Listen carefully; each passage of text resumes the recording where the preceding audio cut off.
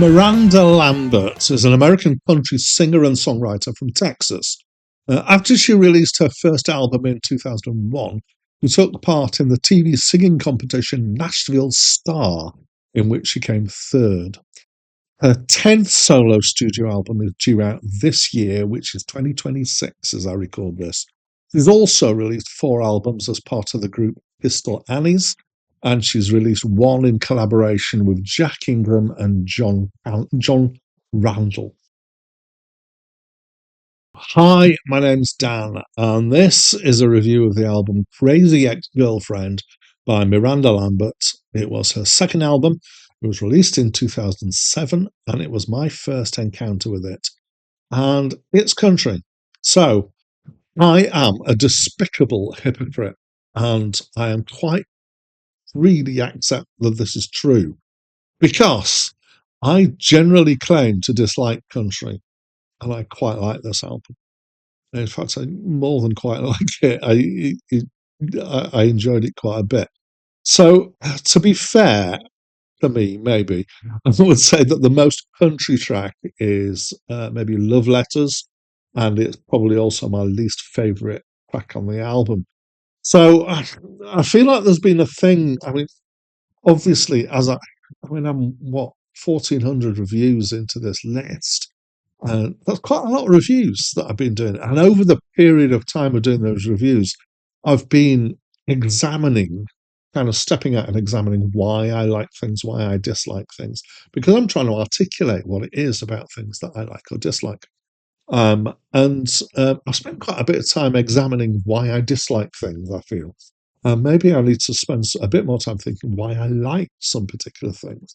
Well, the three things that I normally say that I dislike about country are overly nasal singing, um, overuse of pedal steel guitars, which is that kind of wow, slidey guitar sound that often accompanies some country, and then over the top emotional manipulation with songs about people who turn out to be a ghost and dead, or other people that die, and children who die, and repentant criminals, and things like No Charge and Pack of Cards and so on. And that just it's just too manipulative emotionally at times, I think. And not always. Sometimes it feels quite superficial. Um, Musically, this is definitely country, but it verges into faster territory quite often. And I think, kind of reflecting on my own likes and dislikes, I think I tend to embrace country better when it's faster. And when it's kind of comes more into the bluegrass end of things. And I couldn't tell you where the dividing line is between them. I actually quite like quite a bit of bluegrass. So it's got some nice instrumentation. It does have some of the pedal steel guitar or other steel guitar, lap steel, I think. It does have more in the way of things like dobros, banjos, fiddles, growly electric guitars.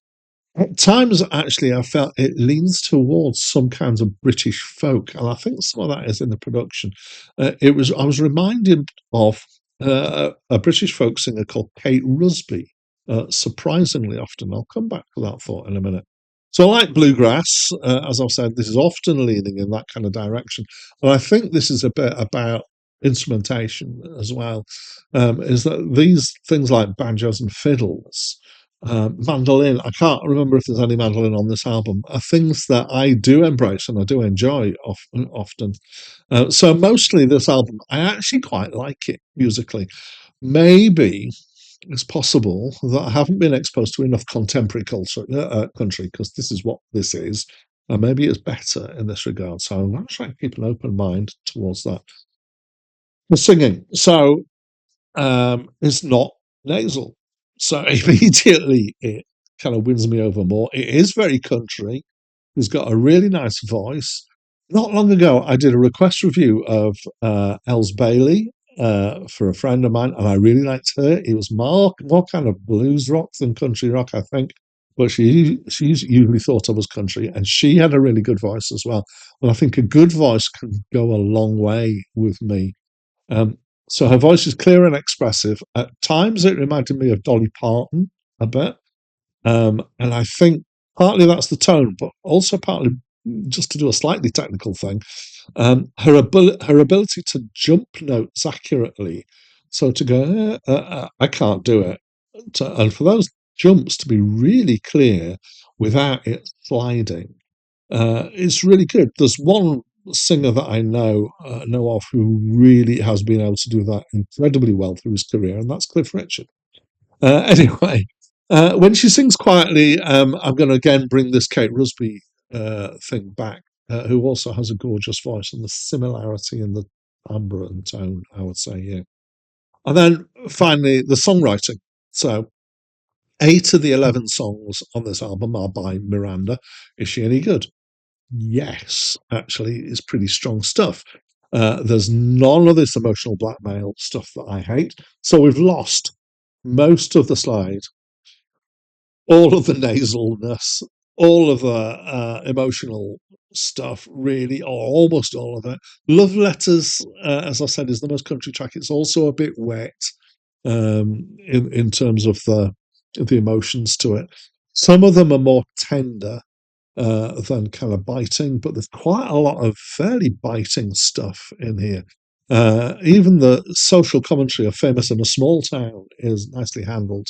And Gunpowder and Lead's a really strong song. There's quite a lot here generally about revenge on ex-boyfriends and stuff. So, yes, it's country. And yes, I enjoyed it quite a lot. So, what can I say? I think I'm a work in progress. And part of that is maybe opening myself to styles that I wouldn't be as open to previously, but maybe it's just trying to learn to articulate what I like and what I don't like in ways that make sense. And that's a constant journey that I'm on. Um, I'd love to know what you think of the album, though. So please let me know by leaving me a comment. But that's it from me for now. Love letter